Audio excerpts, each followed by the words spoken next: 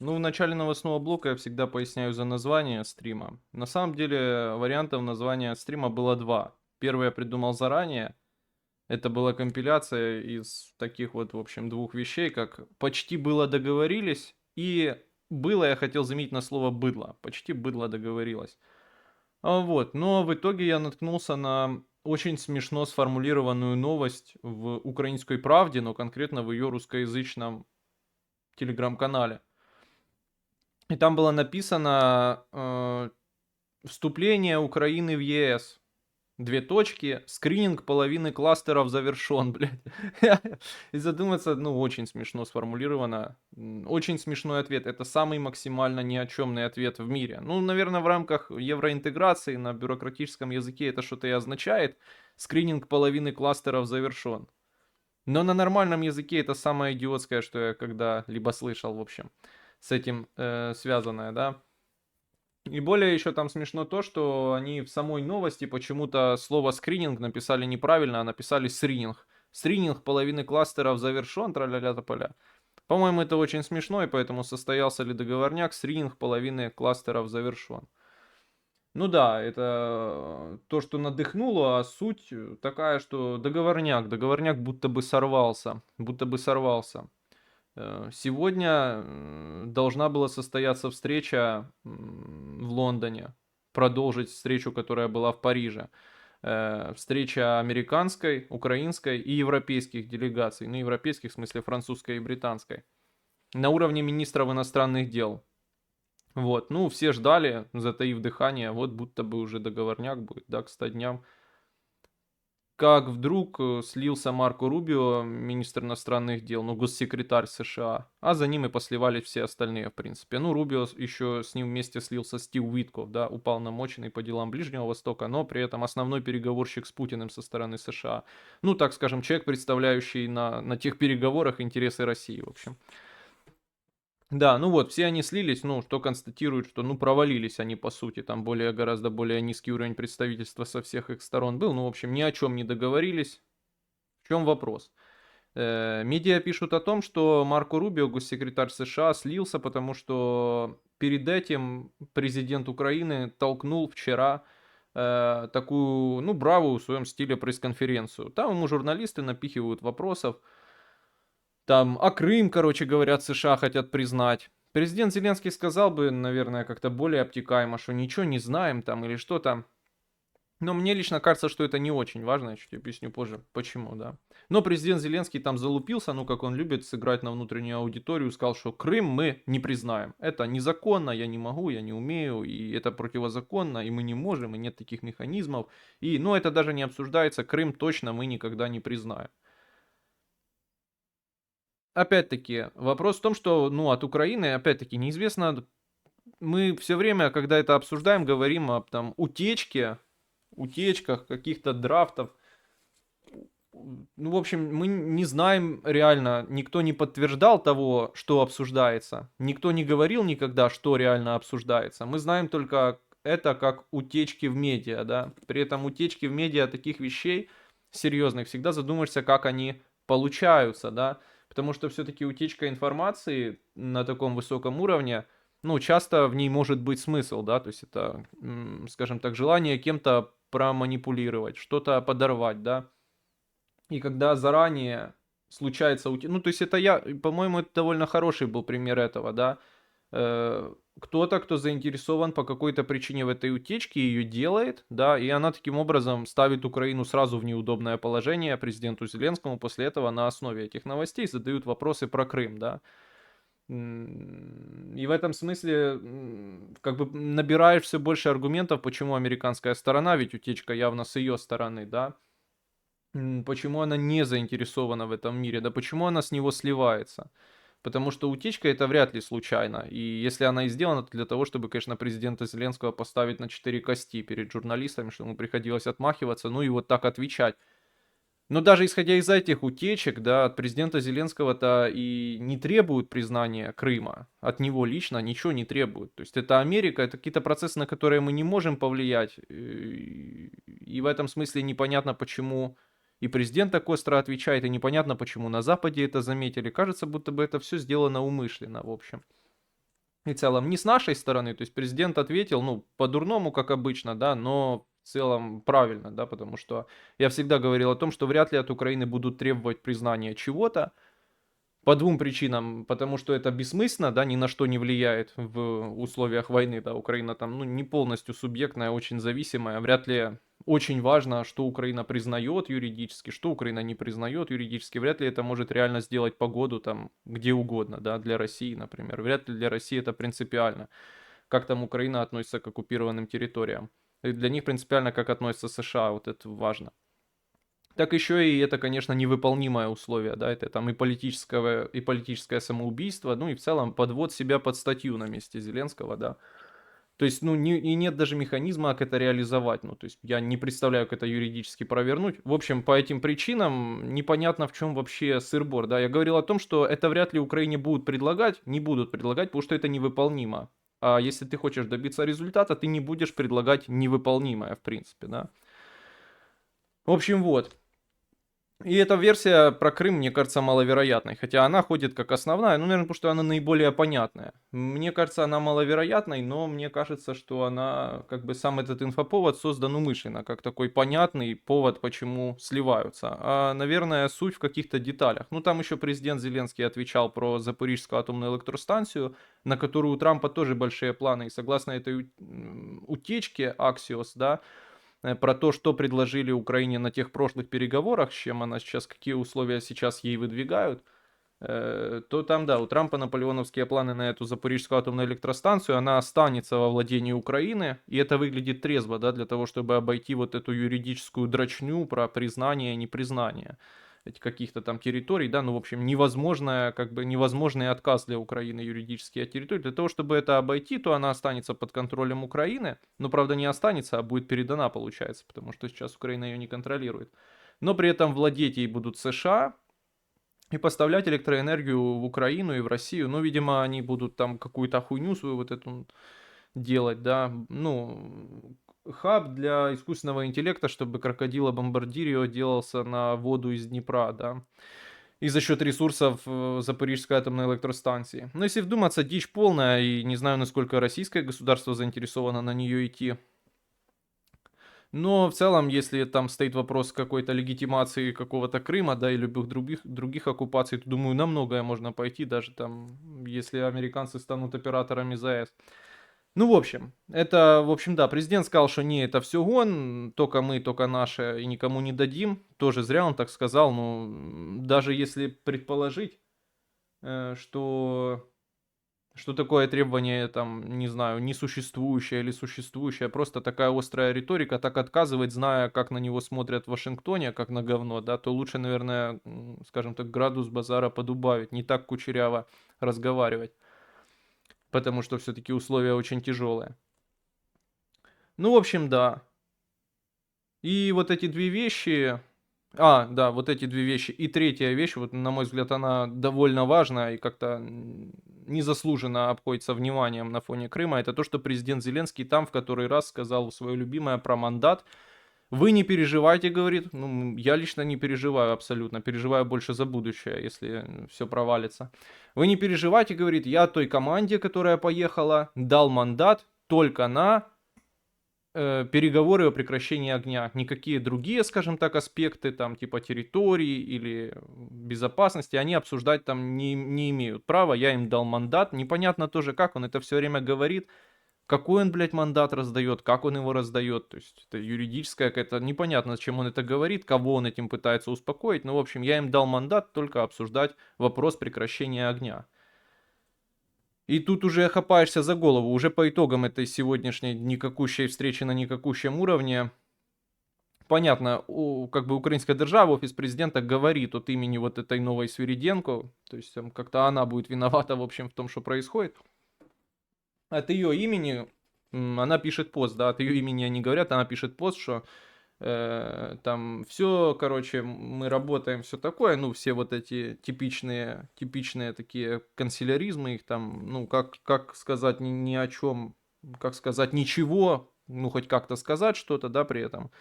Но есть там и мысли, а мысли там такие, что мы хотим полный мир, ну, типа, а не заморозку вместо него какую-то, да, паузу для России. Как это, блядь, укладывается со всей остальной риторикой, что нужен ceasefire и потом обсуждать детали, нужно просто прекратить огонь. Ну, то есть, блядь, противоречия в рамках даже вот, ну, вот такой, казалось бы, в рамках правительства. Может, я ее неправильно понимаю. Там же она нагнала уже такого более жесткого градуса. Ну, конечно, надо понимать, что это там не сам президент говорит, а все-таки говорит какая-то Свириденко, ее носиться, цитировать особо не будут в медиа, но тем не менее она говорит о том, что ну если НАТО не будет, то вместо него нам нужны какие-то гарантии. Этого точно не будет, никто не даст Украине никакие гарантии, уже сейчас это понятно, никто в этом не заинтересован, никто не хочет рисковать. То есть, ну, озвучивать это глупо, потому что этого не случится. Вот. Никаких гарантий вместо НАТО не будет. То есть, и особенно смешно слушать всегда было мысли про то, что нужна альтернатива такая же, как артикль 5 НАТО, но не НАТО. Блять, это причина, по которой Украину в НАТО не принимают. Одна из причин, основная. Ну, это, блядь, какой-то бред. Просто люди, которые это проговаривают, не знаю, чем они, блядь, вообще руководствуются, зачем они думают, когда это говорят. То есть не надо принимать в НАТО, но те все проблемы мы сохраняем, да, понимаем, и поэтому нам нужно, ну, просто как бы то же самое, что НАТО, но не НАТО, с теми же проблемами. Ну, в общем, это такая, блядь, идиотия. Да, и вот этим она меня, конечно, убила, говорит о том, что, да, если не НАТО, то нужны какие-то гарантии безопасности, которых нет, и речь о которых не идет, и которые, очевидно, невозможны. Ну, это, в общем, расстраивает. Это по итогам ее визита. Наталкивает на мысль, что не то, что договориться нельзя, а приходится, ну, обострять риторику, чтобы говорить хоть что-то. Да, при этом понятно, президент гнет линию, что так все, блядь, стремительно меняется. До этого ceasefire нет. Теперь, ну, тоже президент раньше тоже так говорил, что я не хочу передавать войну, никаких новых Минсков, только полный устойчивый мир. Сталый мир, это словосочетание, от него я слышал миллиард раз. Сейчас он говорит, что он везде отправляет своих гонцов для того, чтобы те ни о чем особо не договаривались, а просто прекратили стрелять, просто добились перемирия. Ну, это просто забавно, ни больше, ни меньше, конечно, переоценивать это особо не нужно, но это показывает, скажем так, их возможности к какому-то стратегическому такому планированию, блядь, долгосрочному, такая дурка. Да, ну, в общем, все загадочно. Во-первых, не знаю, насколько тайминг совпадает, то есть насколько Марко Рубио реально слился после той пресс-конференции. То есть мне кажется, что это случилось плюс-минус в одно время, да. И главное, что и условия эти украинской стороне передали еще бог знает когда в Париже. То есть, наверное, ответ американская сторона уже знала. Ну и главное, что остаются загвоздки. Ну, во-первых, то, что это попало в медиа, наверное, не случайно, и то, что президенту Зеленскому пришлось на это отвечать, и ну, типа, предсказуемо и прогнозируемо он ответил, и это дало возможность американской стороне потом уже отвечать на это остро, что президент Зеленский, блядь, опять качает права, опять не хочет договариваться, что сегодня там и написал Дональд Трамп в своей социальной сети, мы это читали в начале стрима. То есть и это не случайно, и главное, что это, ну, какая-то вся хуйня на ровном месте. То есть этот Крым от Украины не требует его признания, его, ну, и это не очень очевидно важно, да, то есть вопрос того, там, насколько США это реально собираются делать, и, ну, в общем, мы на это повлиять особо не можем. Исходя из этого, они могли спокойно проигнорировать эти слова президента, и это потому что это ни на что не влияет. Да и он и сам мог этого не говорить, но решил, что нужно показать стойкость, ну, для украинцев. То как-то это не выглядит как причина реально срыва этого договорника, да, причина того, что американская сторона слилась с этих переговоров в Лондоне. Не выглядит как это реально серьезная причина. Как и вопрос за ЕС тоже, да, мне кажется, наверное, недостаточно. То есть, наверное, есть какие-то, ну, однозначно Украина как-то не то что тормозит процесс, но явно как-то сопротивляется. И тут начинаешь задаваться вопросом, а почему Украина может сопротивляться, какие у этого могут быть реальные причины. То есть явно же люди в Киеве, да, в офисе президента, ну, они же, наверное, не выжили из ума, да, они прекрасно понимают, какие перспективы будут, если Америка выйдет из переговоров и вообще умоет руки из этой войны, и они останутся не то что один на один, а как бы там еще с какой-то жалкой такой поддержкой Европы, да, то есть ситуация будет очень тяжелая, это при условии, что если Америка не начнет вообще, да, вредить Украине, ну, то есть не начнет вводить санкции, не начнет аудит денег, которые она выделила сюда, и не найдет там какие-то потери, а уже потом ведет санкции. Также при условии того, что, очевидно, как бы трек именно американо-российский, да, дипломатически останется. То есть это все еще будет выглядеть так, что отношения США и России будут как бы развиваться дальше. То есть мы вообще как бы в полной жопе останемся. Я думаю, они прекрасно это понимают там на Банковой, да, отлично отдают этому отчет. То есть, видимо, есть какие-то сверх того, что мы видим, да, очевидно, есть какие-то другие еще причины, которые здесь не написаны и не очевидны.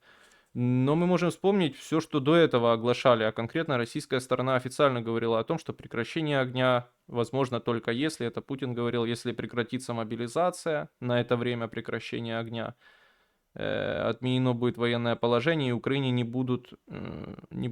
Украине не будет поставляться оружие, да. А оружие поставляет не только США, а еще Европа. То есть, может, в этом есть нерешаемые сложности, и американское государство через вот эту хуйню с Крымом пытается там как-то отмежеваться теперь от этого.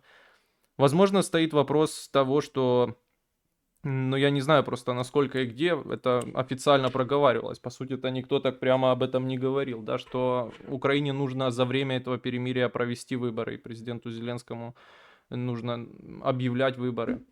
Ну, в общем, что-то такое есть, что неочевидное, да, и кроется за фасадом вот этого. Ну, в принципе, я что-то похожее говорил и на прошлых трансляциях, да. Что-то, чего мы не видим, но что-то, что очень острое для Киева, да, настолько острое, что они готовы, скажем так, готовы пытаться отстаивать свои интересы даже в такой тяжелой ситуации с перспективами очень-очень-очень хуевыми, очень хуевыми. Ну, вот так, в общем.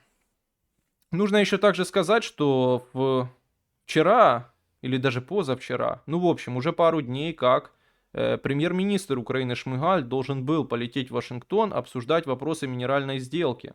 Наш премьер, ну и подписывать ее, очевидно. Трамп обещал подписание 24-го, то есть завтра, и это явно дедлайн. После этого, наверное, нас ждет что-то плохое. Пока что, либо, не знаю, либо американская сторона будет молчать, но до этого что-то они такой политики не придерживались, в смысле, просто оставить этот инструмент шантажа президента Зеленского куда-то на будущее. До этого они все время давили. Ну, в общем, я к чему, что никаких ни слуху, ни духу по этой сделке, ну, на данный момент, когда я запускал стрима, нет. Никаких вообще ни слов, ни упоминаний того, что Шмыгаль куда-то полетел, тоже нет. Американская сторона тоже молчок. Скотт Бессент там отвечает за тарифы вот эти и вот эту всю хуйню. Никакого упоминания Украины и сделки нет. Президента Зеленского спрашивали про эту сделку. Он сказал, что наши интересы представляет американская фирма юридическая, и американские интересы представляет американская юридическая фирма, может даже одна и та же. Ну, в общем, представляют интересы. Тоже тревожно на самом деле, потому что сделка, я всегда говорил, очень-очень важный момент, потому что тоже одна из таких, скажем так, возможностей для Америки съехать от дальнейшей поддержки Украины, сказавши, что она не хочет расплачиваться за уже поддержку выданную, да, то есть я не считаю, что это справедливо, да, но вы знаете, у американской новой администрации, у Дональда Трампа свой взгляд на этот вопрос. И так, как он скажет, так и будет, конечно. То в этом смысле тоже интересно, чем это все закончится и что будет завтра, когда это 24 число пройдет, да, что будет с этой сделкой, как она будет выглядеть. Ну, в общем, вот так. Тоже интересно еще, что президента Зеленского спросили, это вроде, о, неужели 26 число, совпадает ли это со 100 днями Трампа, я вот не уверен, 26 числа вроде похороны будут. Будут похороны Папы Римского, и туда прилетит Трамп, и прилетит Зеленский. Зеленского спрашивали, будете ли вы встречаться с Трампом? Ну, наверное, не будет, очевидно. Но он ответил, что мы готовы встречаться всегда с партнерами. Ну, тем не менее. Интересно тоже такой момент, но уже многие перешутили на эту тему. Какой дресс-код будет у президента Зеленского на похоронах Папы Римского? Ну, это такая тема на подумать. Ну, тоже такая последняя деталь, которую я написал, что ну, почему-то много людей обратило на это внимание, что Матвиенко, да, небезызвестная нам глава Совфеда РФ, сказала, что мы не будем участвовать ни в каких переговорах, где будет обсуждаться хоть как-то вопрос иностранных войск в Украине. Ну, тоже очевидная вещь, всегда об этом говорил, что, очевидно, российская сторона на это никогда не согласится, много раз об этом говорила, очевидно, что европейцы сами рисковать так не настроены, и они это тоже объявляли. Ну, то есть это и так очевидно, да, что никто не хочет стать участником войны ни с того, ни с сего, ни, что называется, ни за хуй собачий.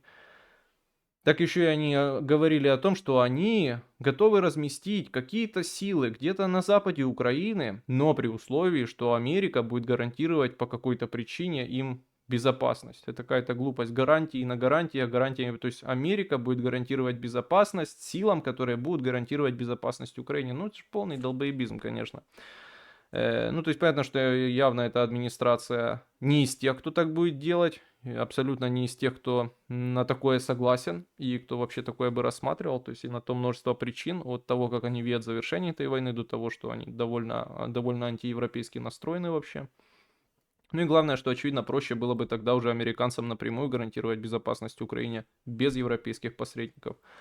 Ну, в общем, вот такая хуйня. В общем, вот такая хуйня. Я одно не понял просто, почему это стало такой большой, типа, новостью вообще вся ее эти слова. И не первый раз это говорят, и очевидно, конечно, что это маловероятно очень, очень маловероятно к реализации. В общем, вот такие положения по договорняку. Основная мысль была в том, что ключевой не Крым явно. Крым скорее такая часть фасадная, да, этого всего. То есть, во-первых, и Крым от Украины не требуют признавать, и было бы странно, если бы требовали. У этого нет никакого смысла, и это невозможно. То есть, две причины, да.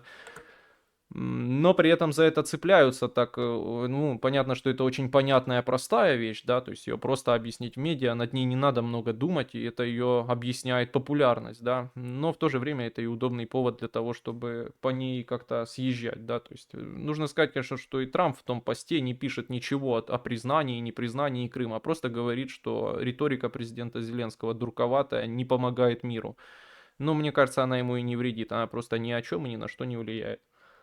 Ну, в общем, вот так, да. То, да, ключевая мысль была в том, что Крым это только фасад, а вот за ним, наверное, скрываются какие-то другие требования и противоречия сторон, которые США разрешить не могут. То есть это не обязательно вопрос того, что Киев не согласен на там, уход президента Зеленского, на передачу ЗАЭС, на мгновенное прекращение огня тут и здесь. Хотя вот это еще очень вероятная версия, да, что вот эти слова про мандаты, то, что президент Зеленский отправил команду, которая не готова нихуя обсуждать из вот этого всего объема, который там Трамп, возможно, предлагает, а готова обсуждать только прекращение огня, то есть, ну, не завершение войны, а потом еще что-то долго тянуть резину, да, возможно это, конечно, но за этим может скрывается, да, что-то другое, не обязательно какие-то неудовлетворяемые для Киева требования, хотя может и они, в смысле, что уход президента Зеленского или, хотя это вроде никто не подтверждает и наоборот все отрицают сокращение армии, или еще какая-то, возможно, о которой не пишут в медиа, другая интервенция российского государства в политику Украины, да, то есть какие-то перемены в Конституции или в законах Украины. Но в то же время, может быть, это и невозможность американцев, скажем так, удовлетворить все требования российской стороны, да, те, которые связаны с Украиной, например, как остановить мобилизацию на время прекращения огня или остановить поставки вооружений. Нужно сказать, как я уже сказал, что не только американцы за этот вопрос отвечают. Но при этом с Россией желания у них ссориться нет, потому что они пытаются наладить отношения, у них еще есть какие-то точки соприкосновения, например, на Ближнем Востоке. То поэтому, конечно, выбирают более слабое звено Украину. Ну да, а Крым это так, просто повод и фасад этого всего. В общем, это была основная мысль. Да, сейчас я покурю, почитаю чат и буду выключать стрим. Ах, пынявый, удмурский наш апостол. Ах, пынявый, воюется непросто. Ах, пынявый, народный наш герой. Выйди, пынявый, веди нас на убой там. Петровка и качество в воздухе в Киеве. Кто-то скидывал тикток, что воздух в Киеве будет пахнуть спермой. Признание наших земель под русскими – это сильная уступка, за которую можно выторговать что-то интересное. Меня всегда это убивает, там и в президенте Зеленском, и в любых других наших, там и аналитиках и так далее, когда они пишут вот такое базарное: ну добре, а що нам взамін?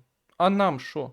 А что мы получим? Нихуя, это не базар, ничего не получите. Нет никаких ресурсов к тому, чтобы нам что-то выбороть. Нихуя не получите, так бывает. Мало потеряли, да. Ну, это когда... А что мы получим? Будто бы любая, блядь, сделка обязана быть равноценно справедливой. Это просто всегда, ну, наивность этого убивает, или я не знаю, зачем они это говорят. Просто завуалированное нет. А вот что нам взамен? Вот ты мне это, а я тебе шо? Или я тебе это, а ты мне шо? А вот, нихуя. Короче. Может, Зеленский сопротивляется так за Крым, потому что у него там хату отжали и обратно не отдадут. Ну, может, отдадут. Было дело, отжали. Помню, раньше в Крыму был троллейбус Ялта-Алушта. Я люблю залупку, да. Нахуя вообще было проводить эту встречу с журналистами прямо перед Лондоном? Я не знаю, ты у президента спроси. Я думаю, он без задних мыслей толкал ее на внутреннюю аудиторию. Ну и, в принципе, если там были проблемы, то и так было понятно, что, ну, они как бы всплывут, да, то есть если они нам выдвигают, американская сторона представила какие-то условия, которые нас не удовлетворяют, то понятно, что интервью это просто повод написать, что а нахуя Зеленский так кучеряво про Крым базарит? Нельзя попроще, вредишь миру. Ну вот. Это раз. А два, интересно, кстати, про журналистов. У Путина долго-долго-долго откладывается уже обращение к Федеральному собранию, которое там по закону должно быть. Ну, тоже интересная деталь просто. Кремль. Отставка Зеленского не входит в число требований России относительно Украины. Ну, может, не отставка, а объявление выборов. Но я не знаю. Хотя не сказать, что там как-то сопротивляется президент этому. Европа не поддержит мир без уважения территориальной целостности Украины. Территориальная целостность Украины и ее европейские стремления – это очень жесткие требования для европейцев. Комментарий канцелярии президента Франции Эммануэля Макрона. Стал ответом на последние слова вице-президента Джей Ди Вэнс. Может, они умные, как Подоляк. Я не сомневаюсь, что все умные, как Подоляк на самом деле. Зачем рационализировать действия наших властей? Работа така. Гена, я понесу чемодан, а ти понесеш мене. Як же бодренько Денис сьогодні відчитав новини. Дуже приємно слухати. А я от слушався і ніхуя не понял бы, если бы я сам себе рассказывал. Да, мефедроновый демон, это что? Это значит Рома Желудь. Так сказал про Красовского. Его статус на гей-оргиях. Как настроение? Да говно. Не, ну нормально, жаловаться не на что. Давайте я вам лучше расскажу, как я, короче, бойлер сегодня делал. Сегодня день, когда я делал бойлер. Есть такая украинская фирма Свод. Свод делает фильтры. Ну, в общем, продали мне эти уебаный фильтр. Сделал я этот фильтр для горячей воды. Там, бля, вот такенная торпеда этого фильтра ебучего. А он, гондон, течет. Все, что я спаял, идеально. Но и гондонский фильтр течет. Ну, где это, блядь, сама кассета присоединяется. Пиздец. Я его затягивал и лопнул, блядь, там этот хуй. Но в остальном спаял хорошо. Фланец в бойлере поменял. Правда, в бойлере уже бак гнить начал внутри сильно. Когда я года 3 назад, 2 делал этот бойлер, то бак еще был нормальный. Я в этот раз разбирал. Из интересного, землю соединил с фазой на бойлере. Случайно, свет там хуёвый. Как сильно, думаю, ты посмотри, заземлил? Заземлил все. А как бьется током, сука? Так бьется вообще, только хуже стало. Думаю, что такое? Так заземлил? Смотрю, ебаный в рот. Ну, в общем так, одна жилка, типа, сука. Одна жилка в этой клемной хуйне, короче. Ну, короче, справил. Один тен нормально вынулся, а второй тен, я его и так, блядь, выбивал. И так выбивал, нахуй. И так выколачивал, сука. И болгаркой резал сам этот кожух, блядь, в котором он вставлен. Кожух ну, стальной, но он типа с накипью. Я срезал вверх болгаркой, пытался выбить его, сука. Не выбивается, пиздец. Тен весь уже там, ну, там ничего живого уже нет. Его уже болгаркой Короче, новый тен один нужен. Со вторым все нормально. А вот тен спасти не удалось, блядь. Спасти не удалось. Как я его не насиловал, он не хочет выходить, сука. Не хочет, блядь. Есть еще один вариант, но он явно беспонтовый. Знаете, это уже уровня типа колхозное СТО, нахуй, в гаражах.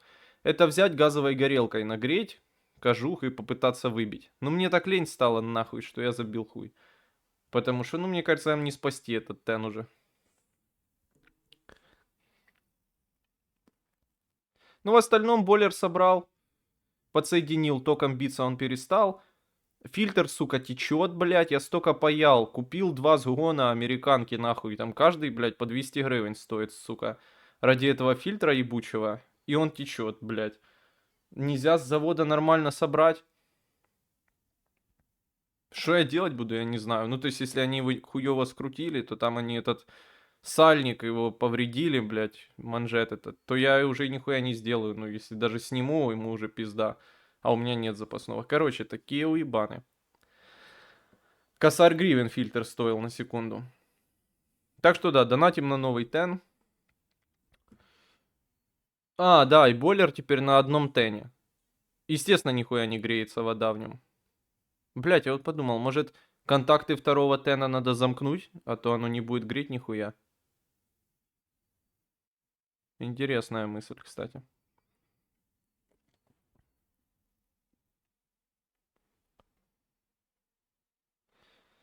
Зачем ты его так докрутил, что сломал? Теперь им нечего предъявить. Так бы мог вернуть, сказать, что за хуйня. Ну, блядь, он же течет, надо затянуть, может, блядь. Что я буду возвращать его так?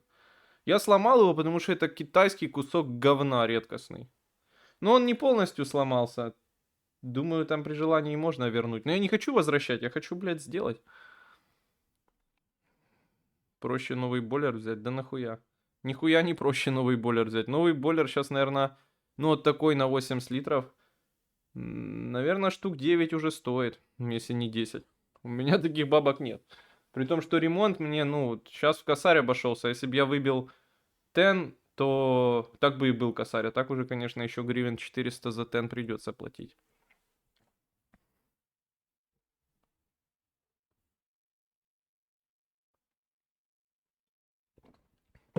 Пативангейс пишет, ты, пожалуйста, в резиновых сапогах и рукавицах это делай. Я делаю, конечно, в рукавицах, но я обычно выключаю электричество, я что, ебанат. Это я просто... Ай, забей, короче. Хотел узнать, как тебе вся движуха с притеснением у ПЦМП. Реально они на ФСБ работают? Или это тупо терки с ПЦУ за раздел сфер влияния? Ну, в первую очередь, раздел сфер влияния. Ну, конечно, и понятно, что московская патриархия плотно взаимодействует с российскими силовиками. И как бы они ни пытались отмежеваться, все равно, наверное, не выйдет. Но прихожан все равно жалко. Труха Баварія. Перевод Трухи Баварії. Друзі, дивіться. Президент Сполучених Штатів Америки Дональд Трамп в своїй соціальній мережі True Social написав: Президент України Володимир Зеленський на першій шпальті The Wall Street Journal вихваляється, що Україна юридично не визнає окупацію Криму. Ну, що він кончений, да? Зачем він вихваляється, непонятно. А тут нема про що говорити. Ця заява дуже шкодить мирним переговорам з Росією в тому, що Крим був втрачений багато років тому під егідою президента Барака Хусейна Обами. І навіть не є предметом обговорення. Ніхто не просить Зеленського визнати Крим російською територією. Да. Але якщо він хоче Крим, чому за нього не боролися 11 років тому, коли його передали Росії без жодного пострілу? Ну, тоді Зеленський не був президентом, так би боролись. У цьому ти не сумнівався, раз розшиблись на говно, бо я не сумніваюсь. У цьому районі також, ну, тобто без шуток, думаю, тебе... Да, розташовані протягом багатьох років до передачі влади Обами. Великі російські бази підводних човнів, Beautiful, наверное, там було слово ще. Саме запальні заяви на кшталт заяви Зеленського так ускладнюють врегулювання цієї війни. Этого не було, там уже від мене добавлено. Йому нема чим похвалятися. Ситуація для України жахлива. Він може мати мир, а може боротися ще 3 роки, перш ніж втратить всю країну. Я не маю жодного стосунку до Росії, але, мабуть, блядь, ну і екран. Да, але до Росії, але маю багато спільного з бажанням врятувати в середньому 5 тисяч російських та українських солдатів на тиждень, які гинуть без жодної причини. Сьогоднішня заява Зеленського лише продовжить поле смерті, а цього ніхто не хоче. Ми дуже близькі до угоди, але людина, у якої немає карт для гри, повинна зараз нарешті довести справу до кінця. Я з нетерпінням чекаю, коли зможу допомогти Україні та Росії вибрати з цього повного та тотального безладу, який ніколи б не почався, якби я був президентом. Добре, ось такі думки у президента Сполучених Штатів Америки Дональда Трампа. Трампець Хусейновича, нашего Обаму. Будешь ведри воду греть. И, блядь, что-то не греет. А вот вы как думаете? Вот смотрите, может есть тут... Ну, вряд ли. Ну, может, блядь, есть кто-то, кто хоть что-то в жизни умеет, хотя бы бойлер чинить. Вот если у меня 2 тена в бойлере, 1 тен я подсоединил. Мне лень смотреть, как там оно, блядь, провода раскинуты. 1 тен я подсоединил, 2 нет, просто 2 контакта в воздухе висят. Вопрос, будет ли тен работать? Может там цепь разомкнутая, и оно не греет нихуя, просто стоит у меня баков, блядь, в холодной воды. Зеленский может иметь мир, а может мир иметь его. Правда. Золотые слова. Привіт, на твою думку, договорничок ріпоста точно чи ще є надія? Надія є. Надія є, наче ж пісня така є. Надія є, але походу до конца недели, а потом погибнет. Трампуха. А Подоляк что думает по этому поводу? Смешную сегодня поднял человек. Мы то интервью, кстати, смотрели. Оно на канале с хайлайтами лежит. Ну, блядь, и дегенерат, конечно, вот этот Подоляк, сука. Как они таких тупорылых, где они их, блядь, находят, таких придурков? Это поразительно просто. Да чего ж тупой человек, просто пиздец. И главное, если просто тупой, он же еще душевно больной, да? Это просто, блядь, шляпа. Какую смешную достал цитату, где он говорит, что вот эти страны глобального юга, Индия, Китай, они не умеют там что-то, блядь, там где-то анализировать. Простейший нахуй пример. Торговая война. Европа вся... Приход Трампа, торговая война. Европа вся в говне, вся обосрана. Ни до чего договориться нахуй не способны. Ничего предложить не могут. Ты открываешь их же Политико Европа. В Европе шок прихода Трампа, нахуй, ожидаемый приход Трампа, у них шок прихода Трампа, нахуй. Шок не проходит вообще. Берем Азию, да, все готовы, все ко всему готовы, готовы к торговым войнам, ко всему, блядь, все готовы, и к приходу Трампа тоже готовы. И кто здесь, блядь, не умеет что делать? Короче, я уже не говорю за Подоляка. Была информация, ну, там, она гон какой-то, ну, блядь, українського походження, ну, там... Изначально я видел как то, что украинского походження людина могла стать папой римским. Ну, вроде он как будет там один из голосующих за папу римских, да, как член конклава или хуй его знает. Знатоки, опять-таки, сериалов про пап могут сказать, наверное, больше. И вот когда я это прочел, я подумал, ну, там, понятно, украинцы радуются, что может быть папа украинец.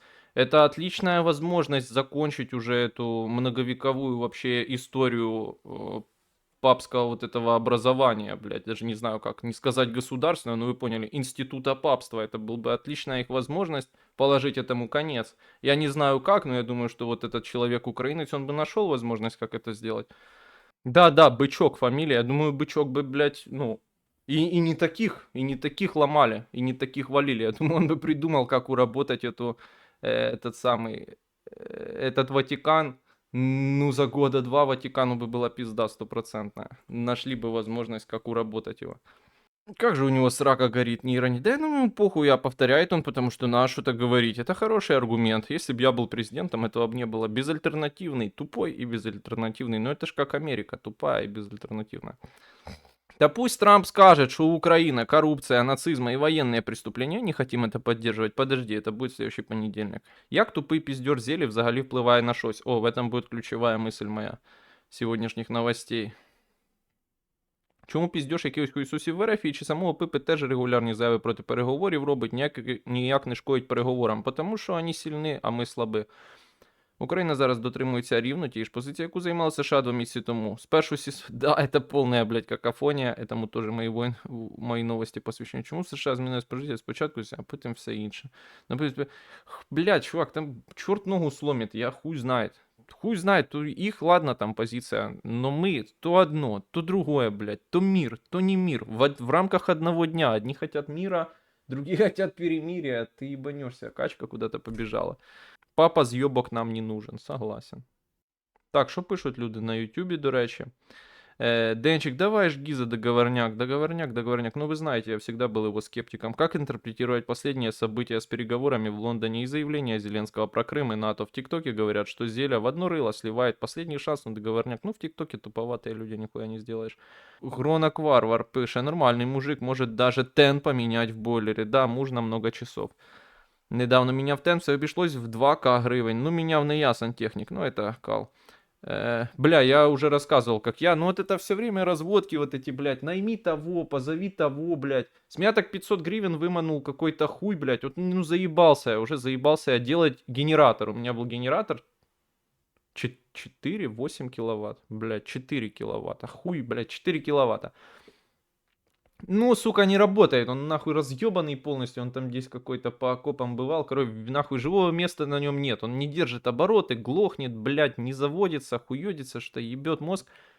Думаю, ладно, пускай сделает профессионал. Нашел я, блядь, этого профессионала на OLX, по-моему. Приехал абсолютный кончалыга. Как Арестович, только если бы... Как Арестович и Подоляк, только если бы Арестович и Подоляк были полными бомжами и чинили, не умея абсолютно, чинили генераторы. Что-то он мне там давай наваливать. Я, блядь, доктор экономических наук. Параллельно занимаюсь вот этим. Сейчас есть спрос. Оставил у меня такую, знаете, пластиковую, знаете, как старики вот это носят, на море такие постоянно, федору пластиковую полностью, нахуй. Федору. Сука. Блять, короче, такой мне там хуйни наваливал, блять, рассказывал, что, говорит, у меня сын в ГУРе скакирует. Скакирует у него сын в ГУРе. Короче, ну человек душевно больной полностью. Говорит, я вот помню, да, вот знаешь, что такое богатство? Я когда-то с сыном был в Германии. Там познакомился с инженером Ауди в... Где, блядь, там Ауди? Ну, на И какой-то город немецкий. Ист что-то там, Истенбрюк. Ну, короче, как вы поняли. Познакомился с инженером Audi. И вот он нас с сыном взял на яхту, ну вы подумайте, блядь. Взял на яхту, и мы катались, хуй знает где, на яхте. Потом мы вернулись, и вот сидим дома. И он, инженер, говорит сыну, бля, я эту залупу запомнил. И там такой, блядь, поток был бесконечный. Он просто похитил мое время. Ну, в общем, говорит... И вот там я сижу с сыном, там стол, дорогой дом, очень богатый инженер. У нас инженеров не ценят, а там и этот инженер говорит сыну: сын, куда мы вложим деньги? Ну, давай построим метро. Какой-то такой долбоебизм. И вот я говорю своему сыну: видишь, сын, вот это богатство, типа не машины покупать, а вот, блядь, метро строить. Короче, полный долбоеб, сумасшедший, блядь. Я больше с такой хуйней связываться не буду. Я так и сам... Так суть, блядь, он приехал, что-то покрутил, какую-то хуйню, поменял мне свечку, блядь. И то там я ему помогал, искал, я же радио делал, да, у меня много всяких мелких винтиков, хуинтиков, болтиков. То я ему сам давал какие-то комплектующие, блядь, естественно, потратил время. Ну, он мне сказал, что-то там, блядь, меняй то, меняй все. Ну, в общем, сказал, в чем проблема. В итоге я просто купил новый карбюратор, блядь. Он с меня взял за это 500 гривен, блядь, ни за что, нихуя не сделано, естественно. Ну, я починил этот генератор по его наводке. Короче, полная хуйня, ужасный опыт был. То я ебал кого-то звать. Ты позови, и он, блядь, скажет: не, ну не делается, блядь, там. Короче, проебет мозг, потратишь время, еще и бабки сумасшедшие. Пошли они нахуй. Ну, в общем, вот такая история. Еще и приїжджають же какие-то постоянно душевно хворі. Ти кажеш, бойлер 9К коштує новий. Я минулого року визвав майстера, то він проїхав 20-річний штрих і за ремонт взяв 3К. Реально краще взяти новий бойлер. Не, ну да, наверное, блядь. 3К, 9К, нахуй, разницы совсем нет. Т1 буде працювати. Хай, хорошого стріма, привіт, котейки, спасибо. Моя тиждень один стояв. Хорошо, надеюсь, так и будет. Просто ты понимаешь, в чем вопрос? Надо ли замыкать клеммы от того бойлера, контакты? Ой, от того тена, которого нет. Посоветуй, какую губную помаду используешь.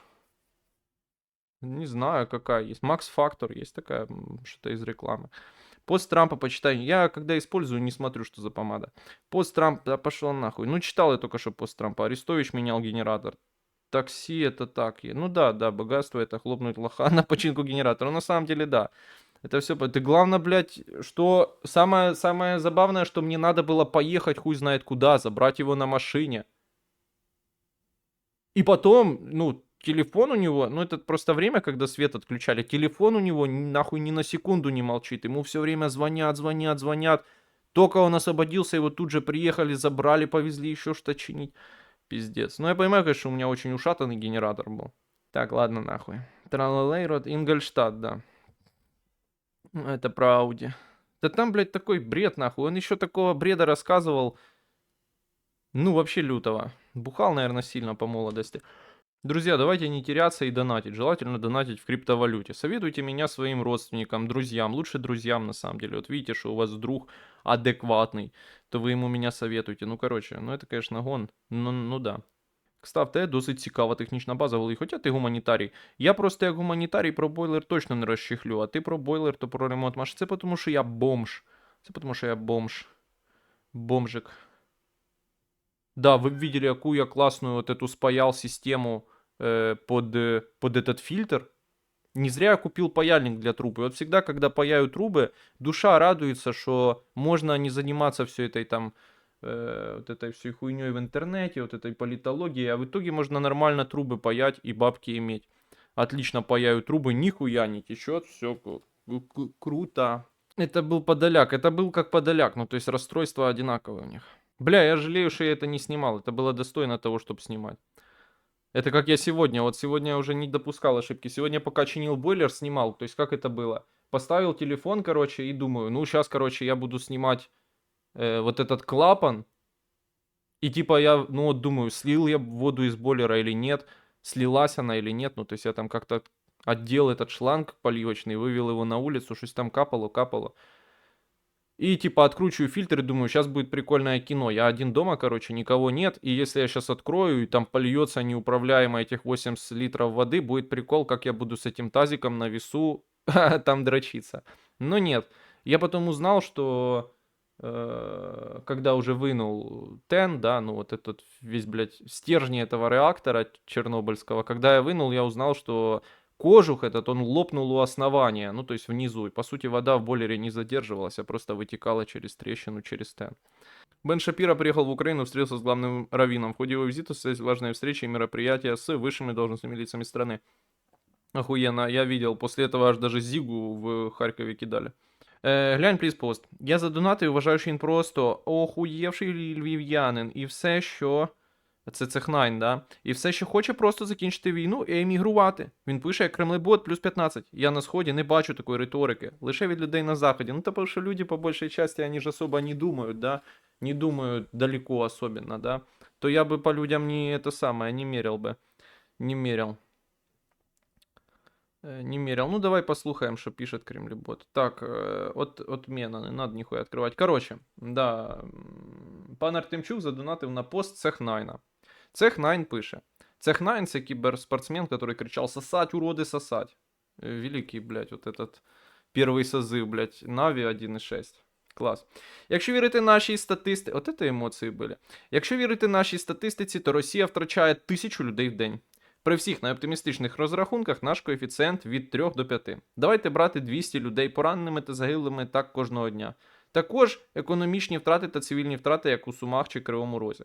Що дає припинення вогню? Воно дає життя всім цим людям завтра та післязавтра та кожного наступного дня, поки таке припинення вогню діє. Ну, железобетонна логіка. Я просто хочу, щоб ви це розуміли, особливо ті, хто каже, та нахуя нам цей мир, якщо умови погані. Я полностью согласен, это и говорил, в принципе. То есть каждый день войны для Украины необратимый урон наносит гораздо более сильно, чем российскому государству, даже если российское государство теряет в день больше людей, чем мы.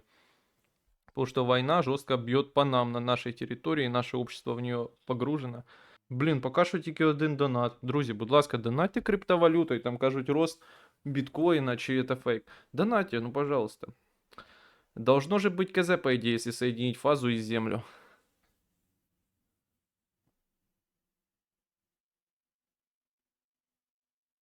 То если фазу и ноль соединить. А если провод, который идет в землю, то не. Да хуй его знает, ты меня такой хуйне спрашиваешь. Я там не знаю, как это. Для меня это полумагическое. То есть в этом дело, конечно, я гуманитарий. Для меня реально это полумагические вещи, как оно там распределяется. Ну там есть 3 провода, блядь. 2 из розетки и 1, который заземление. Вот тот, что заземление, а он со всем корпусом, с баком соединен, совсем, блядь. То я его случайно до одного из проводов прикрутил. Одна жилка вылезла. Ну, провода не обжаты. Короче, давайте забудем все и сбежим. Тема про признание Крыма основана только на сообщениях губных инсайдеров, или кто-то из американских официальных лиц это заявлял? Не, никто не заявлял. Ну, не учитывая, если сегодня, что Трамп написал про Крым напрямую. Но он не говорил, что они планируют его признать, но он сказал, что бычка Зеленского, вот эта поза, зачем он так кричит? Хотя мне кажется, что, ну, в общем, мне кажется, что это не очень значимо. Ну, то есть можно было это проигнорировать снова-таки. Думаю, що проблема в другому, очевидно. Добре, чому він це тільки зараз почав казати? Типу, непослідовно якось. Рік тому не хотів домовлятися, зараз хоче. Ну, рік тому більше вірив тому, що транслює офіційно українська держава про те, що перемога вже скоро, російська армія скоро впаде, економіка скоро впаде і так далі. Ну, взагалі, я не знаю, я не слежу за ним і за його діяльністю. Я вот никак не могу отдуплить. Нам надо соглашаться на договорняк или нет? Вроде условия не такие хуевые, а вроде и хуйня. Нам это кому? Тут не мы же соглашаемся, а правительство Украины, если быть точным, то наш президент, офис президента, да. И тут уже вопрос, там, какие условия им выдвинули. Мы же еще этого полностью не знаем, правда? Мы знаем только какие-то фрагменты, и то мы знаем их из медиа, правда? То есть, ну, это не оригинал, возможно, их и нет. Вот. Соглашаться надо, но может есть что-то, на что они пойти не могут. Они, в смысле, офис президента, президент непосредственно. Вот что-то есть, на что они пойти не могут. Вряд ли это там гарантии безопасности или что-то такое. Просто сіня так пише, наче Російська Федерація хоче миру. Але ти сам казав, що не хоче. І тому, ну, я этого не знаю. Мне кажется, ну, правда, знаешь, это еще и было на разном этапе. До Трампа, до трамповской администрации, ну, точно никаких стимулов не было. Легализация Крыма, как прецедента, да, даже если это вопрос снятия санкций только, а не какого-то там еще другого документа, это очень серьезный аргумент, да, и вообще разрядка отношений с США. Другой такой возможности может уже не быть. То сейчас я уже не знаю. Да, значит так. Ну и тут вопрос, опять-таки, зачем мы над этим думаем, да. То есть нам самим надо показывать при этом, конечно, полную готовность к миру, ну, в смысле Украине, да, а то иначе станем сразу крайними. І тому він каже буквально так: хочу весь схід, віддавайте мені пухи, головне, щоб люди не вмирали. Це буквально риторика Роспропаганды. Просто так мы тогда ничего не теряем, если мы уверены и убеждены, как-то железобетонно, не знаю почему, что РФ точно не хотит мира. Ну, что тогда нам на все не соглашаться, если они в итоге сдадут назад? Ну, или я не пойму, что ты спрашиваешь. Какова природа усиления антикитайской риторики у нашего правительства? Догадайся. Да они реально только, чтобы Трампу понравиться. Да, я с этого уже смеялся. Это такая идиотия. Вроде они так никогда не делали. Ну, теперь делают после того, как выражался Кит Келлог. Колодой, да, осла по морде стукнули. То теперь начали делать. А до этого, наоборот, пытались какую-то про-китайскую такую изображать мульку, типа, ой, ну, Америка там не гарант, не пуп, не гегемон, вот смотрите, мы с Китаем ведем переговоры. Такая дурка, блядь. Мы очень умная страна, не как Китай и Индия. Ща порешают, да. Какой красивый вот этот кот с пальцем. Мы очень умная страна. Ты же надо такую хуйню нести. Я тебе говорю, ну то есть я убежден, он обдалбывается перед каждым этим выступлением, занюхнет, а потом рассказывает. Ну и я не знаю, как еще это объяснить, этот полет, блядь, мысли. Я уже молчу о том, что он, ну, официальное лицо, он реально там представитель офиса президента, он там советник. Когда ты такую хуйню говоришь, ее не нужно говорить хотя бы для того, чтобы никого не обидеть, особенно в нашей позиции. Ой, блядь, это раз, это раз. А два, ну такую хуйню нести, имея такие результаты своего управления, это же надо быть вообще кончалыгой. То есть нам до той Азии пердеть, блядь, и пердеть. Ну, в смысле того, как они там ведут свою международную политику. Ну, короче, это жах. У меня была мысль, что они будут динамить договорняк до 100 дней, а на 101 все подпишут чисто, чтобы Трамп обломился. Так он же не хочет, ты видишь, он угрожает, что мы выйдем, мы выйдем. Давай выйдем. Я тебе говорю, Микола, там нема никакого двойного дна. Вся их риторика, она абсолютно, блядь, рандомно, случайно и очень такая паничная, откровенно. В смысле президента и офиса президента. И вот эта антикитайская хуйня, это просто они перебирают что-нибудь. И за это цепляются. Мне кажется, перемирие будет. Но потом Трамп уйдет, Пыня нападет еще раз, а во второй раз уже всем похуй. И все. Может, я такого будущего не знаю. Это сложно прогнозировать. И тут тоже всегда нужно думать над тем, а какая там альтернатива. Ну, то есть мы думаем, что Путин нападет потом, может быть. Ну, то есть аргументацию сейчас подобрать этому сложно, да. Может Путин, блядь, дуба там врежет или еще что-то. Лучше пусть он дуба врежет, но мы не будем воевать в это время. Зато очень легко понять, что будет, если война продолжится. То есть тут вполне понятные перспективы. Пью камбучу. Камбуча божевільний бузина. Короче, там буквально недавно вышел официальный перевод на украинскую мову книги «Шоумен» от Саймона Шустера. Кен прочитал, похвалил, сказал, что новые философские взгляды на ОПшечку найти вполне возможно. Если хочешь, могу скинуть копию в ЛС. Ну, скинь, хорошо. Интересно, то есть я читал оттуда какие-то фрагменты, но мне они кажутся далекими такими и далекими от тела, далекими от Украины, очень поверхностными И главное, что, ну, вот есть желание какое-то, ну, может, это из того, что я видел просто, именно подать по-своему, это как, ну, вот, ну, буквально как название, да. Ключевое здесь, что вот шоумен, который начал такую роль играть, стал Черчиллем, не знаю, это, даже не знаю, сколько это соответствует действительности. А как тебе Стефанчук? Мы первая страна во время войны, в которой полны супермаркеты, и это их заслуга государства. Ну, я знаю, да. Я тоже читал, думал, что на этот бред. Ну, понятно, это бред. Думал, какие смешные комментарии к этому можно добавить. Ну, Стефанчук это такой классический, конечно, депутат. Не зря он царь-депутат. Депутат главный над всеми депутатами. Он типа самый, ну, вот там, как у нас, Пеппа, дочь нардепа, вы помните, да? Какие стереотипы, правдивые, безусловно, про народных депутатов. Пеппа, дочь нардепа. У нее отец был свин, толстый очень. Вот он тоже типа супер толстый, супер свин. И при этом он вот, типа, ни слова правды. Ни слова правды. Максимально, типа, самый, чем, типа, более дикий бред, чем более он дикий, чем более он наглый, тем, типа, вероятнее в него поверят, и никто не будет, да, даже спорить. То он равен своей должности, в общем. Я полностью согласен. Аргумент Пейн нападет во второй раз не значит, что перемирие не нужно. Наоборот, перемирие нужно. Но надо иметь в виду, что Пейн нападет, а дальше каждый сам делает выводы. Ну, иметь, не иметь, это такое дело. Перспективы печальные, конечно, даже так.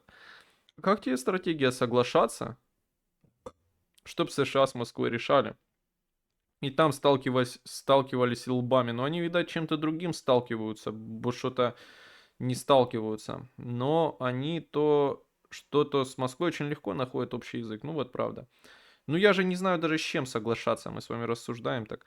Я знаю, откуда у Зеленского появились карты, когда Келок колодой по носу стукал, парочку виронив. Ну бля, це риторика Роспропаганди. Все ж діло кон'юнктури. Якщо згадати старі тейки нашого Манкурта, то взагалі нейро Соловйов в голові по логіці патріотів никого не смущає. Ну это человек иронично пишет, понятно, что там риторика Роспропаганды это слабоватый аргумент. Как вы, зумеры, эти чайные грибы пьете? Да спокойно, блядь, так же, как и обычный чайный гриб. Как квас на вкус плюс-минус. Я квас очень люблю. И если судить по официальной тряске, то пока Пыня реально недоволен перспективой выхода США из переговоров, что наводит на мысли, что он дурочку играет. С ним из переговоров они не виходять поки що. Я не знаю, що запропонувати. Це страшна і важка ситуація. Нас тупо зливають. Зливають нас на пох і нічого не можемо зробити. Тут я більш емоційно згорів. Зрозуміло, просто такий сором це все. Це большой сором вообще наш, длительный очень во времени. Но что они сделали, да, чтобы повлиять на ситуацию? Трампуха с Рубио своими обвинениями ЕС Зеленского, да, готовят почву для вероятного слива с переговоров. Есть такой момент. Мы Европа, мы другие. Мы самая умная нация. Гугли самый умный политик, и там будет Украина. Все забыли, как Денис запустил концерт Примадонны, и потом русские въебали по кумполу. Ну да, видишь, так и работает любая конспирология. Все упускают деталь, что не совпадает по дням идеально. И что так совпало, что, ну, даже не совпало по дням, потому что, ну, несколько дней уже прошло, возможно, даже неделя, что это просто появилось на ее канале. Ну, а может, это и не конспирология все-таки. Источник Financial Times. Трамп хочет добиться в переговорах перехода Запорожской атомной электростанции во власть компании США, в том числе в руки Илона Маска, для создания крупнейшей в мире зарядной станции Тесла. Труха Бавария. Охуительно. Народитись хлопчиком? Я не знаю. Ні, ну якщо питання в зґвалтуванні, да, якщо питання в вопросі, якщо питання в сфері міжнародної політики, міжнародних відносин, то тут какие-то другие решения нужны, да. Это можно, это имеет смысл обсуждать. Я бы не упрощал все до такого уровня, бо это не так. Это тупо разные вещи. Invaders Must Die спрашивает, если договорняк таки случится, гайки быстро будут откручивать или продолжат дальше мариновать народ запретом на выезд, запретом на пиздеж и т.д. Ну, запрет на пиздеж носит перманентный характер. То есть, понимаешь, они очень хитро действовали, и таких людей, як ты, ну раз ты это в один ряд ставишь, вводили в оману, да, дурили, в том смысле, что вы думаете, что законы, да, по которым людей там вот 15 год, 5 год, конфискация, направленные на ограничение свободы слова и свободы мысли, что они связаны с военным положением. Они с ним не связаны, они носят перманентный характер. Ну, то есть их приняли, и отменить они их могут только если захотят отменять отдельно. Они этого делать, конечно, не будут. Не для того они их вводили, и не всегда такая удача выпадает их вводить. Но вот выезд за границу и мобилизация — это уже вопрос, конечно, закона о военном положении. И тут нужно тебя спросить, типа, ты пишешь, быстро будут откручивать гайки или продолжат дальше мариновать? Что ты подразумеваешь под быстро и дальше, да? То есть какие-то временные рамки? Ну, какое-то время, наверное, будет действовать военное положение. Тут вопрос политической целесообразности. Президенту Зеленскому, как мне кажется, сейчас лучше как можно быстрее провести выборы, да, если договорняк настанет. Но тут вопрос формата договорняка. То есть он будет сразу все понятно, чего требуют там США и что вроде, если договорняк и вероятен, то, наверное, такой. Или это будет просто прекращение огня, где еще нам будет 100 лет торговаться. То тогда на те 100 лет, конечно, придется держать военное положение. Хотя есть вопрос, что, конечно, Российская Федерация официально, ну как публично, да, говорила о том, что если будет прекращение огня, то она требует, неважно там, что будем говорить или уже будет все решено, то она требует от Украины прекратить мобилизацию, а значит, наверное, прекратить военное положение. В общем, множество факторов, ключевой из которых договорняк и его формат. А потом уже политическая целесообразность для офиса президента. Мне кажется, что им лучше по горячим следам выборы делать, а то потом уже совсем подрастеряют очки. Потому что время будет у оппозиции, у его оппонентов спрашивать его, ебать, а где ЗАЭС делось, а где то, где это, где люди. С отменой военстана максимум забивать на улице не будут. Я согласен, я об этом говорил. То есть, конечно, выезд за границу он будет, но они сейчас уже столько всего, не связанного с военным положением, накрутили в плане військового облику, что те, чтобы выехать, надо постараться. Будет очень сильно. То есть, не то, что, ну, так, как раньше, не будет. Ну, по крайней мере, долго еще не будет. Це так смішно, що Трамп просто намагається якусь перемогу отримати до 100 днів. Так, наче це його врятує політично. Ну, хотілося б чего так 100 дням, но я думаю, что он просто хочет, наверное, двигаться дальше. Не, никто не говорил за 100 дней. Просто, ну, активизировались к 26-му. Надо либо сделка, либо мир, ну, что-то надо. А вот это, ты говоришь, Трамп уже обосрался, когда сказал, что за 24 часа после выборов. Об этом как раз Кит Келлог говорил, но это известная шутка. Не он первый это говорит, о том, что да, за один день, но не сказал какой. То есть за какой день эти 24 часа, какого дня. За репосты мемов будут. Эти законы навсегда, наверное, с нами. Ну, то есть я не знаю, какая власть откажется от таких инструментов. Хотя все может быть. Но у нас обычно только плохое бывает, так что вряд ли. Это вряд ли. Недавно увидел в Твиттере дискуссию Горловского компьютерного клуба о том, что де-факто та интеллигенция, которая была рядом с западными НКО или их частью, полностью истребила любую другую альтернативную интеллектуальную среду. Вопрос в чем? Был ли это жесткий заговор дохуя злючей демпартии или просто законы дикого капитализма и кто денег? Но это не капитализм, да, и кто денег влил, тот и останется монополист. Было бы интересно услышать какие мысли на эту тему. Ну, в смысле, Украина беднейшая страна, люди беднейшие. Где есть бабки, туда люди и тянутся. И я знаю много людей, которые, ну, перешли на сторону зла, скажем так. Возможно, они где-то рядом были, и, может, даже и остаются, да, по взглядам с людьми из Горловского компьютерного клуба. Но при этом они пошли, потому что негде денег брать в гуманитарной среде, пошли туда насасывать американские интересы в Украину за доллары. Там, ну, на разные должности, в смысле, там, монтажер, монтер, блядь, фотошопщик, редактор, хуяктор и так далее. Но насколько говорить истребили, ну, то есть, она просто существует только там, да, потому что это крупные деньги. А сказать, что истребляли,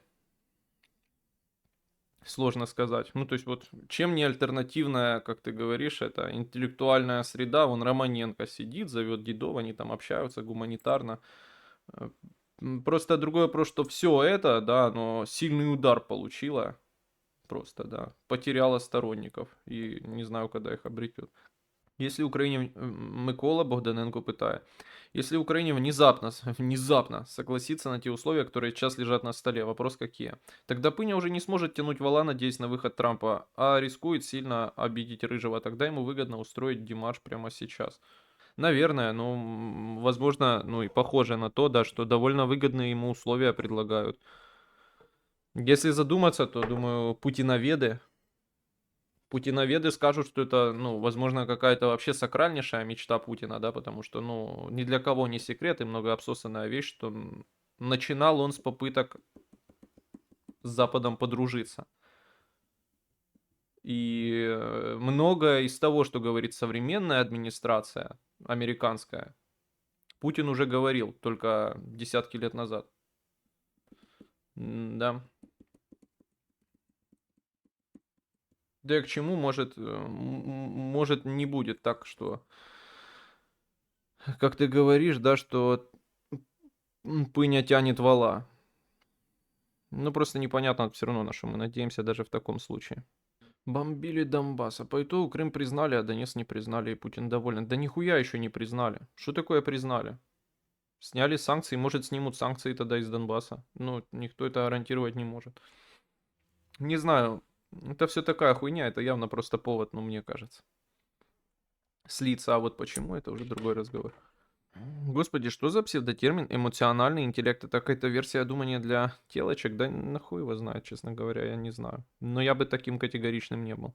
Скабор переехал в Джорджию, стрим убить, не знаю. Если бы я переехал в Джорджию, тогда бы уже поговорили. Какая глупость, как думаешь, Украина сможет пойти на признание ЛДНР Крыма ради возвращения двух оставшихся областей? Нет. Ну, нет, не сможет пойти, нет, не вернут никаких областей-то вот.